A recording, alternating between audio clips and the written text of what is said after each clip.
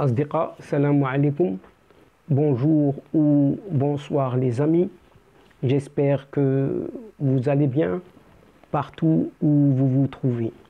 Bienvenue sur votre chaîne Bled Magharibiya. Merci de nous recevoir chez vous et parmi vous. En tout cas, abonnez-vous pour y être informé des dernières nouveautés. Cette 177e vidéo vient vers vous pour vous proposer ce qui fait débat habituel, c'est-à-dire ce qui fait discussion à chacune de nos entrevues. Le CQFD de Bled Magharibiya décortique comme à son habitude l'actualité nord-africaine pour la résumer brièvement en quelques mots. Cette séquence vidéo se consacre aujourd'hui à un seul titre, et pas des moindres, en évoquant cette rivalité algéro-marocaine où cela n'augure rien de bon en cette fin d'année 2021 et surtout en cette Afrique du Nord.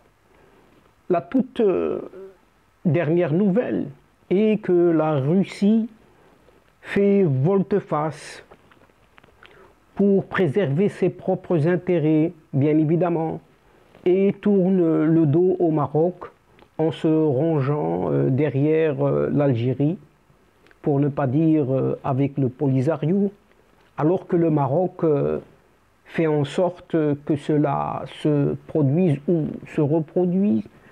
Mais ce Maroc va-t-il agir en tant que juste spectateur ou répondre à sa manière du tac au tac, mais au moment venu, tout de même? En tout cas, la région nord-africaine est devenue, pour ainsi dire, une poudrière avec les commandes d'armement qui pleuvent de tous côtés, avec un Polisario rejetant les négociations politiques et ne s'accroche finalement qu'aux armes. Mais alors, au moment où la communauté internationale, l'Union européenne et les Nations unies, ainsi que le groupe de soutien au Sahara marocain, qui réunit entre autres les États-Unis, peut-être, disons-nous, la Russie, la Grande-Bretagne, sans aucun doute, la France et l'Espagne, ainsi que le secrétaire général des Nations Unies, Antonio Guterres, placent leurs espoirs dans la nomination du nouvel envoyé spécial pour le Sahara marocain, le diplomate italo-suédois, ce Stéphane de Mistura, pour rechercher une solution politique réaliste, juste et consensuelle, entre guillemets, au problème du Sahara marocain. Le Polisario a, de son côté, par contre, choisi de refuser purement et simplement de s'asseoir à la table des négociations, quel que soit le format, suivant l'exemple de son parrain algérien. Il déclare ainsi: « Nous n'accepterons aucun processus de paix. » Oui, vous avez bien entendu, nous n'accepterons aucun processus de paix tant que le terrorisme, ils appellent ça le terrorisme marocain, et le silence, surtout le silence inexplicable de l'ONU, persisteront, a déclaré ce pseudo-secrétaire général du Front indépendantiste qui s'appelle Brahim Ghali, alias Mohamed Ben Batouche, dans une lettre adressée au même Antonio Guterres. Et il ajoute: il ne faut pas s'attendre à ce que le Polisario se jointe à un quelconque processus de paix, tant que les pratiques terroristes marocaines imposées aux territoires occupés persistent. Fermons les guillemets. Déclare ce leader séparatiste. Apparemment, oui, remis de son affection au Covid-19. Par quel miracle qui l'a conduit, rappelons-nous-en, en Espagne clandestinement, sous la houlette de cette ancienne ministre des Affaires étrangères espagnole, Arantxa González Laya. Et ici, Ben Batouche ne ménage pas ses épithètes contre le Maroc, qu'il accuse, excusez du peu, de criminels cruels contre les civils sahraouis, dit-il. Le rejet par ce Brahim Ghali, Mohamed Ben Batouche donc, de la dernière résolution du Conseil de sécurité préconisant la négociation politique entre les partis selon des modèles qui ont déjà prouvé leur plausibilité. Mais par contre, il appelle en même temps à prendre des armes contre le Maroc. Et le modèle qu'on appelle, qui ont prouvé leur plausibilité ici, notamment la quadripartite entre le Maroc, l'Algérie, la Mauritanie et son propre front Polisario, et ainsi le refus actuel de s'asseoir à la table des négociations, de tout processus de paix, s'explique par d'autres raisons, plus en phase avec la crise politique actuelle entre l'Algérie et le Maroc, qui est entrée dans une phase dangereuse de militarisation de la diplomatie.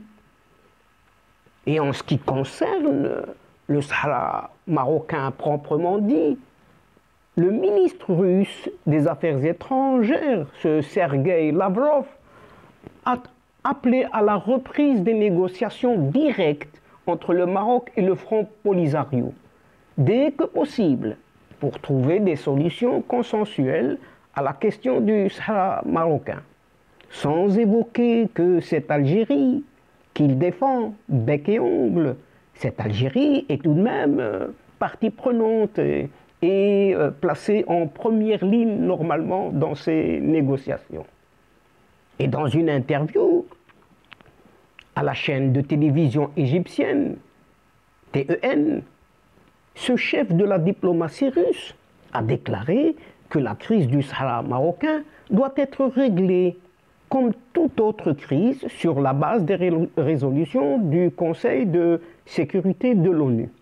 Ce qui est le cas par cette résolution votée justement par le Conseil de sécurité, cette résolution 2602. Et s'agissant justement de la question du Sahara marocain, les décisions nécessitent un dialogue direct entre le Maroc et le Polisario. Mais l'Algérie est au milieu du jeu et il doit être repris dans les plus brefs délais. Donc, ce dialogue, ces négociations doivent commencer et permettre de formuler des solutions consensuelles qui répondront aux intérêts des deux parties ou de toutes les parties, a précisé Sergueï Lavrov. Mais n'est-ce pas là la proposition dès le départ de la diplomatie marocaine? Et ce diplomate russe a appelé le Maroc et le Polisario, ne citant pas ici l'Algérie, à redoubler d'efforts pour montrer qu'il y a de l'espoir, mettant en garde contre le statu quo, en soulignant que les terroristes pourraient essayer de profiter de la situation difficile de la population sahraoui, a-t-il averti.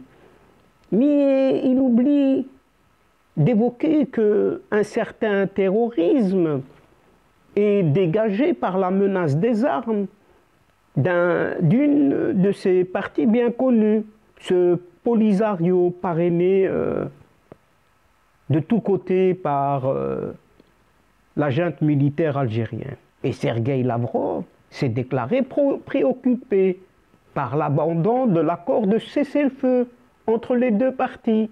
Mais qui a abandonné ce cessez-le-feu? Il ne l'indique pas, il ne le précise pas.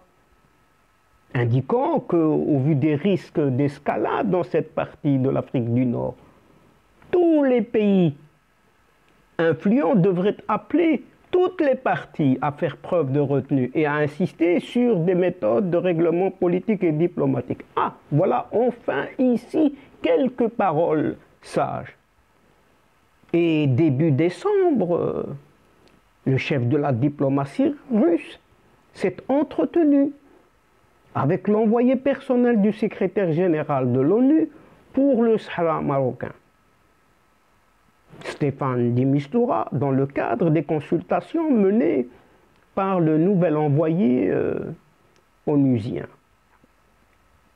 Et c'est dans ce climat de bruit de bottes que le Maroc renforce sa présence au point de passage de Guergueret, en renforçant la sécurité, sa sécurité, pour tous ceux qui traversent la frontière entre le Maroc et la Mauritanie. Un an après l'opération militaire de Guergueret, qui a rompu un cessez-le-feu de plusieurs décennies au Sahara marocain, le Maroc a renforcé sa présence avec l'installation d'un poste de contrôle dans la zone dite tampon entre les provinces du sud marocain et mauritanien. Dès lors, que pouvons-nous penser de tout cela?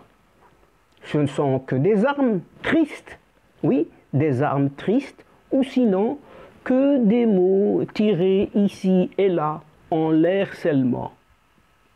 Sachant que cette Algérie dénonçait déjà à l'ONU une prétendue agression des véhicules algériens en territoire souverain marocain.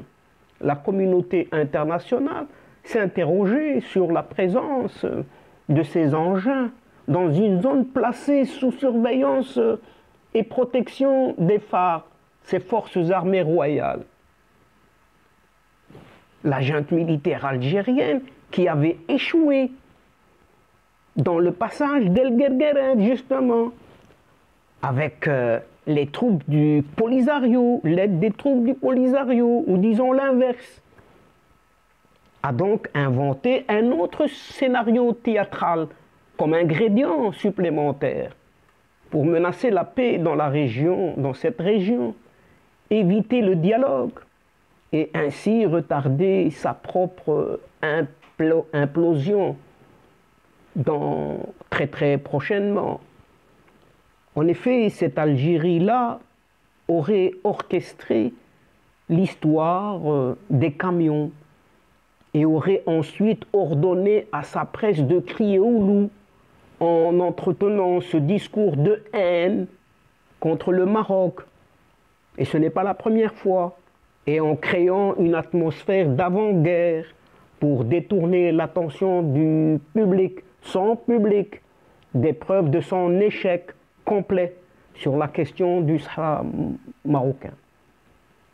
Vous allez me dire, ou vous allez nous dire, on va se dire que ce n'est que du prosélytisme, à l'instar du groupe séparatiste du Polisario, lorsqu'il a rompu le cessez-le-feu volontairement, il y a un an, en communiquant de faux rapports de guerre dignes d'une représentation théâtrale minable, sachant aussi que cette Algérie est tout de même en guerre avec le Maroc.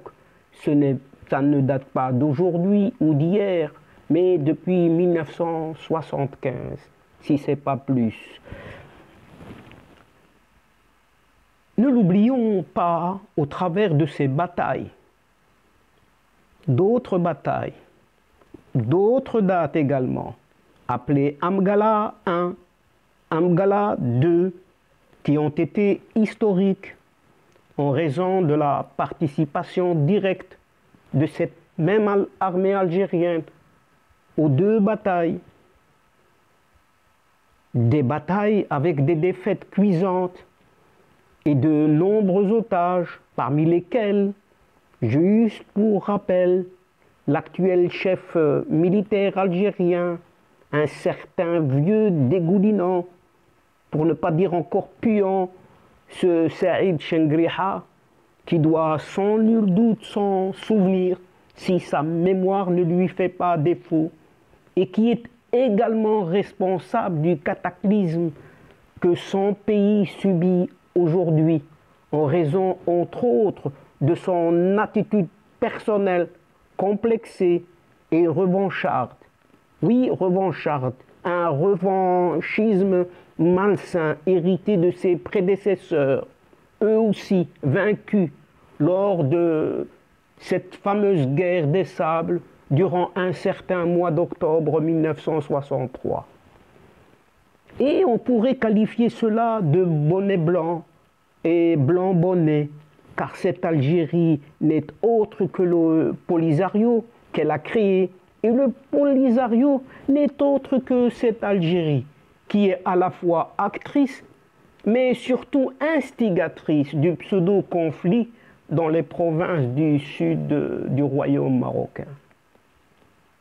De plus, cette Algérie n'a pas hésité à rompre ses relations avec le Maroc, à fermer son espace aérien à ses avions, à l'accuser d'attaquer les camions algériens et à couper le gazoduc Maghreb-Oran qui passe par le Maroc pour le détourner vers le Medgaz, direct vers Almeria, en Espagne, mais peu compétitif en termes techniques et économiques.